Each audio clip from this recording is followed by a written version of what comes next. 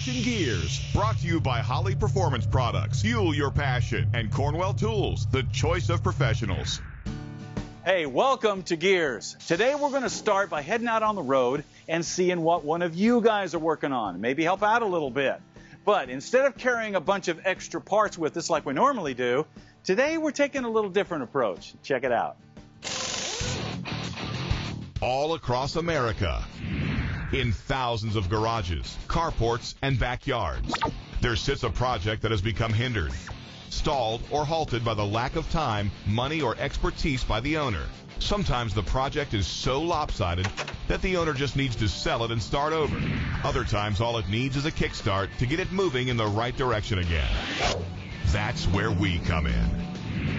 GearZ on the Road is brought to you by LMC Truck. Keep 'em on the road.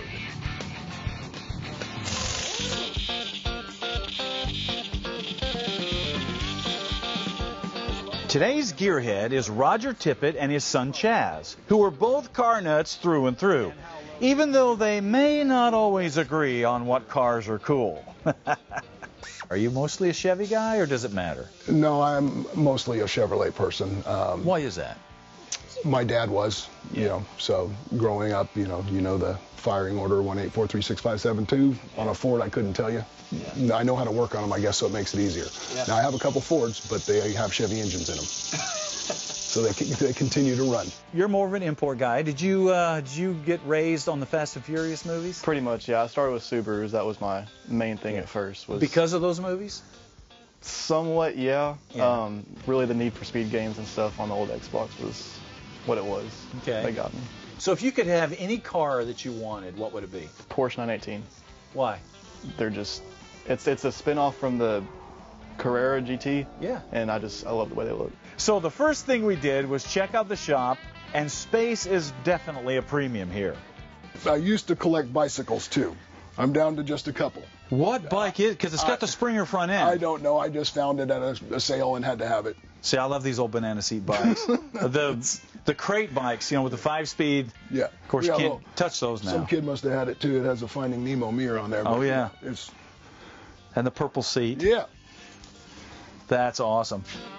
Now, Roger has plenty of experience working on cars, and he's got an abundance of trophies to show that he's doing things right. He didn't go to a yard sale and bought trophies. No, either me, my daughter, or my son.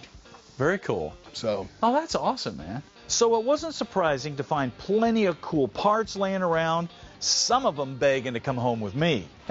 So you ever going to have a yard sale? No. What are these valve covers I'm seeing here? Those are big blocks. Big block, yeah.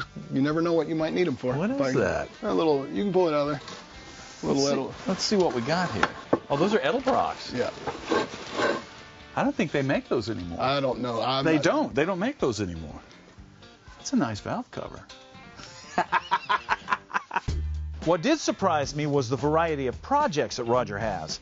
Most guys tend to stick with one thing, not Roger. From a big former fire truck. Now, where did you find that? It was in Gallatin.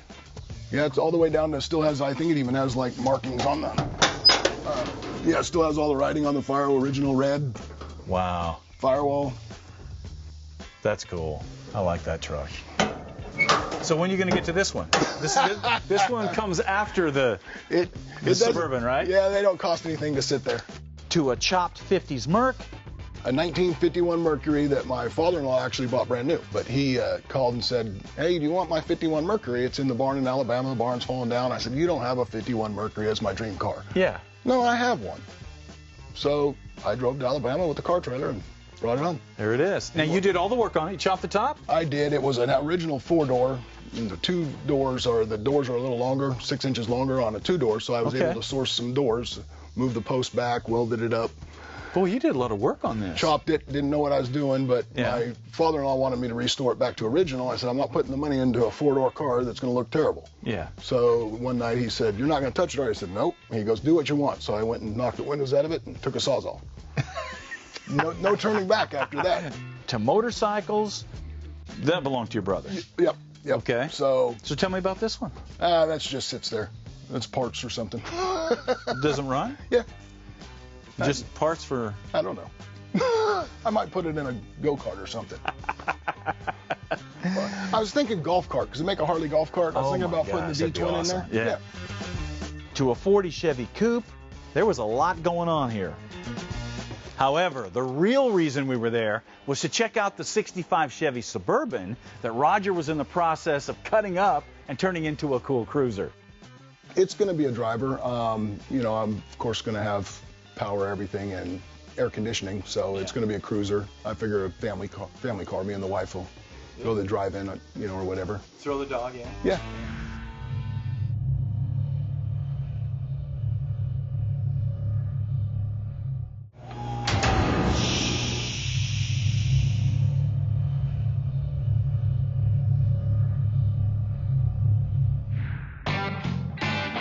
Hoping to do a nice blend of original and custom, Roger's keeping the body pretty much stock, and he even scrounged up some original seat frames to give the interior a vintage vibe when it's done. Are these the original seats? Those are the original seats I was able to source that someone put a custom interior in their truck, and I got lucky and found all 3 of them. So that is so cool. It's a 3-seater. Yeah, they're in really good shape. I like them because, you know, even the engineering back then, because it only has the 2 doors, that allows you to get back. The stance, of course, is an entirely different matter, because both Roger and Chaz like them low. And since Chaz is supplying some of the free manual labor on this project, there's no question this truck is going to be down on the ground when it's done. Where's your operating distance, you think? Somewhere around 3 inches off the ground. 3 inches off the ground, we'll be cruising. Sure. Okay. Sure. Well, you don't have far to go to lay the frame if you're only 3 inches off the ground. But yeah. Chaz, what do you think? Do you like low or do you like higher? I'm glad he's going back to something lower because his last project was 4-wheel drive. Okay, so that was the lifted truck. Yeah. 12 inches of lift. Yeah, this is a completely different direction. Do you like him to lay frame? You into that slammed look or? Yeah, except when it's dragging and then tearing stuff apart. For power, Roger's not looking to blow people's doors off. Just have something around 350 to 400 horsepower to cruise around with. And, of course, smoke the tires when he needs to. So a built small block Chevy will get the job done. So it's just a nice cruising engine. What, 400 horse? 350. Okay. Yeah, put all the accessories on it and getting ready to fit it in the frame before I take the body off the frame and sandblast and powder coat.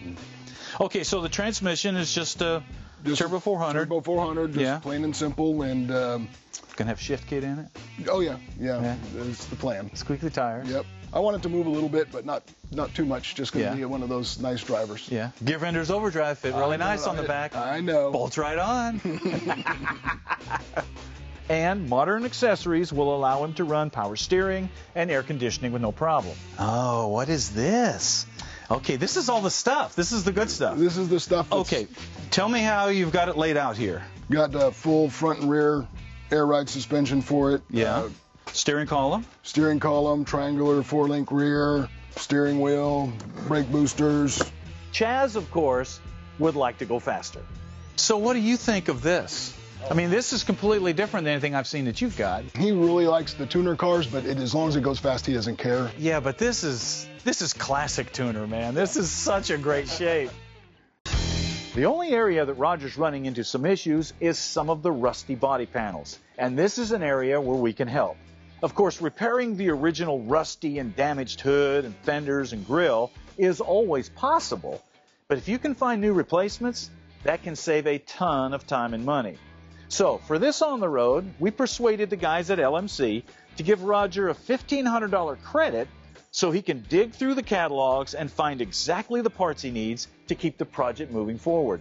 And we had a lot of fun figuring out all kinds of ways to spend that money. Several things. I need door handles, bumpers, a grill. Your bumpers look pretty good. Yeah, they got that patina look. Yeah, but you're going after full nice. Yeah. Okay. I'm sure a hood is going to be on that list.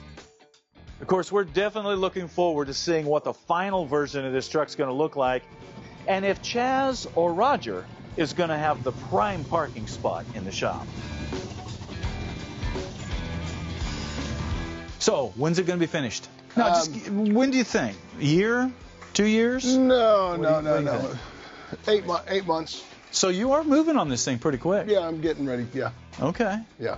Well, 8 months is cooking, man. I'm collecting parts, and Yeah. once I get all the parts and pieces, it's not that hard. I mean, there's nothing worse than going, oh, I need this, and you got to wait, something's back ordered, or Especially now. yeah, it's very difficult now. I've got parts that I've been waiting 6 weeks for. Yeah.